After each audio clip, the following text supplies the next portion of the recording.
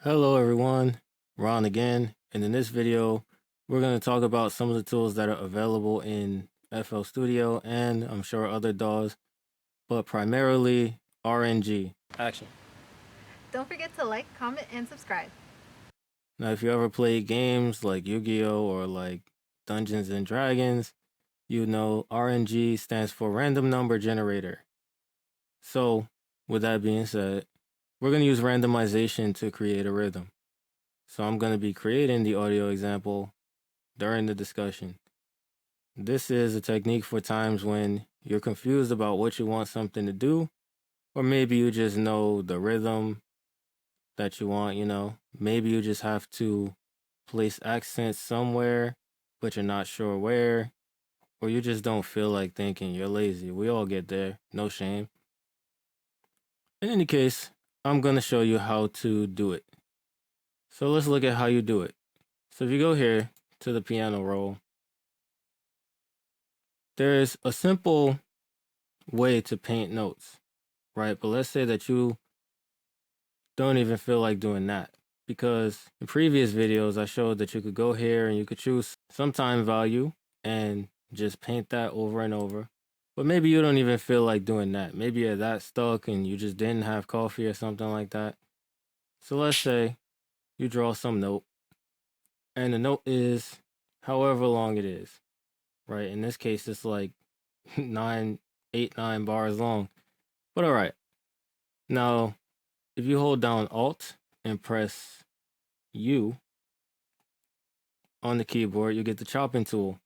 And I believe on a Mac, Alt might be the Option key, but I'm not exactly sure. I was looking in the manual so I could try to find out, but I didn't see it. But I think it is. I know it said that if we use Shift, it's Command. So if you're on a Mac, then Shift is Command, and I believe that Alt is Option. But you'll want to look in the manual for yourself. In any case, I can tell you the name of the tool so you'll know where to look. So this is called the chopping tool. As you turn this wheel right or left, it chops whatever is highlighted into smaller and smaller bits. So you can see that the notes are getting faster the more I turn it. But we're going to leave it right here. So that's one way that you could split up something into fragments. You might say, well, I just put one long note. If you go here, they have presets. So you can click the little folder and the presets will come up and you can select from whatever is there. And they have melody presets too. They have ARPs, which stands for Arpeggio. And that is something with melody, but it's like when you have a chord and you don't play all the notes as a chord, you play them one at a time. So like C major is C, E, G. So you would play C, E, and G, but not all at once. In any case, we hit accept. Now, they're all the same volume. That's not going to sound natural because when someone is playing something, it is going to vary in volume. So you can see if I press play, this sounds stagnant.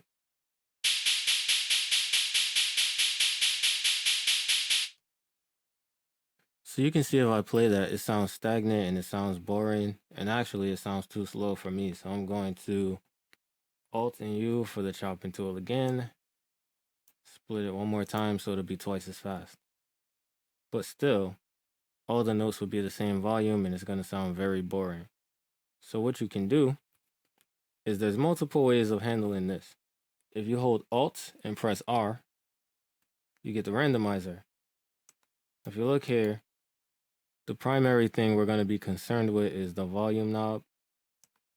As you turn it down or as you turn it up, it's going to assign random values to all the notes that are highlit, or just everything if nothing is highlit, or all of them if all of them are highlit.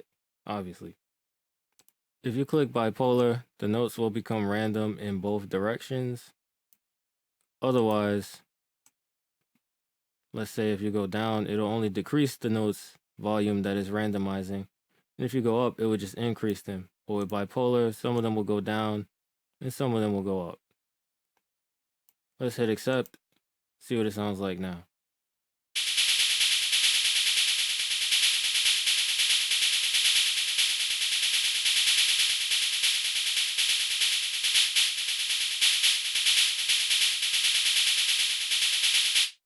Now let's go back to the sound, transform the sound some. I want to get rid of this release time. Get rid of that sustain. Make it decay a little bit faster so it sounds tighter.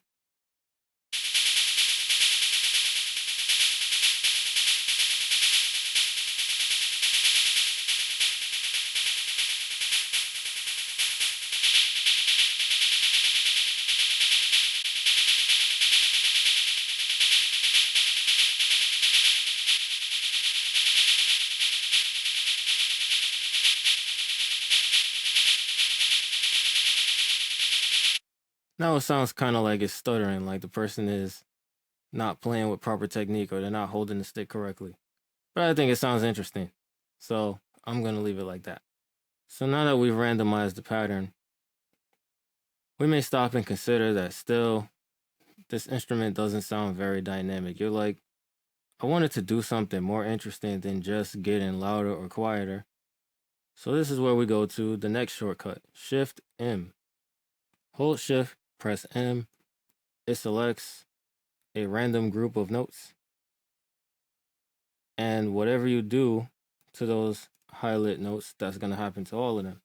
So if you hold down Shift and press up, then the notes that are highlighted will go up by one semitone. So I've done it twice. Hold Shift M again. Hold Shift, press down. They'll all go down by one semitone. So now you have a random batch of pitch alterations. So they will move up and down in pitch and velocity while you're playing. So we went from one long note that was kind of boring to a bunch of different notes that are faster and they are all over the place. So let's do that one more time. Then go down by 2. And let's see what it sounds like now.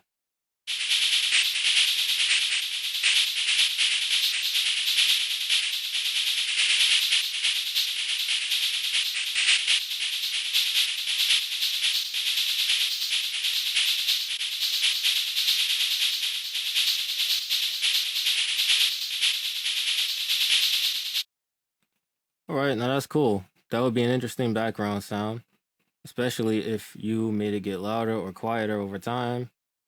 So let's look at that.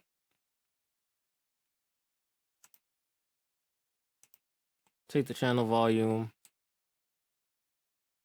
and let's draw some automation. So it will get louder at some points and quieter at others.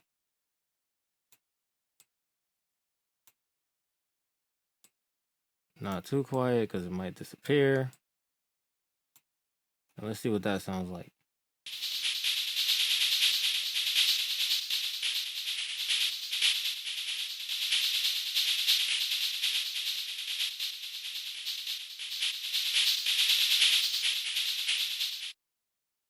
See, now it sounds like something that would just accompany something subtly, potentially in the back of a rock track. Like, or a song that's alternative, it'd be really weird and it'd just be kind of like there. Or everything else is ambient and you just want this one sound that has a whole bunch of momentum to add just a little bit more to it. There's a lot of things that you could do with an idea like this. And the last one that I'm going to look at is when you hold down Alt and you press the right or left arrow key, it nudges the note slightly to the right or left time-wise. So to make it obvious, let's draw a note right here, highlight just that note.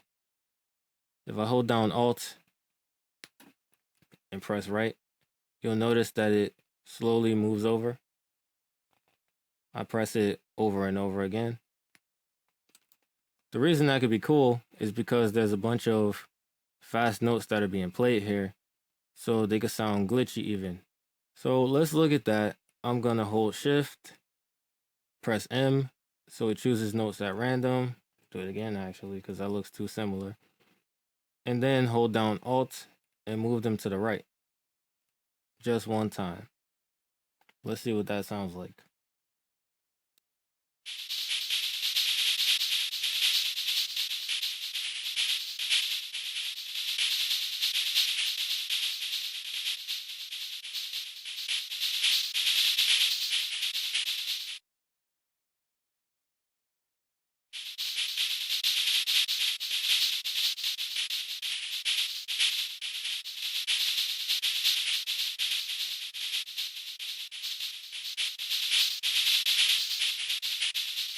So you may have noticed that after I held down Alt and pressed right, that I did it again after it finished.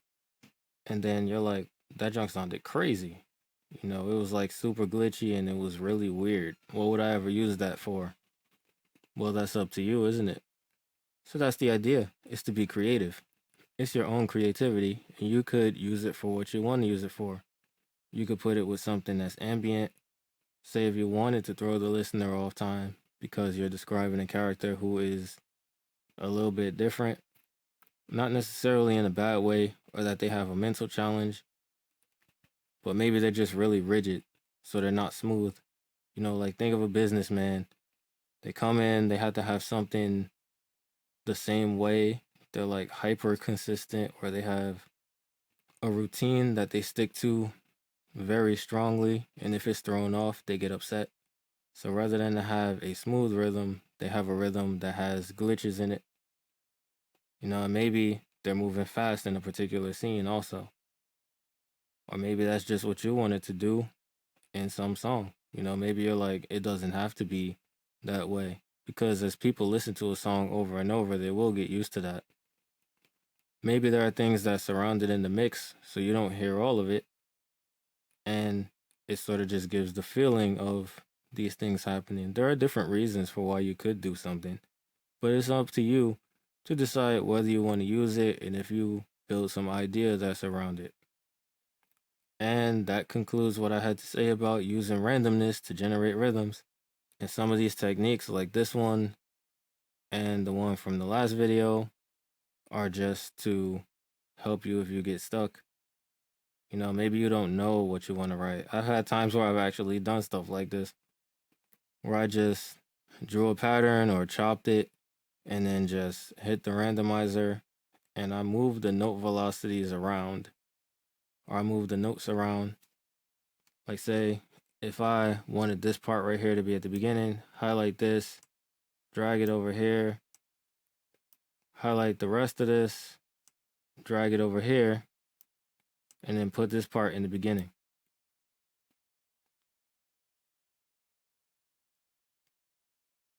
That's another thing you can do. So there's a lot of possibilities with generating stuff that's random.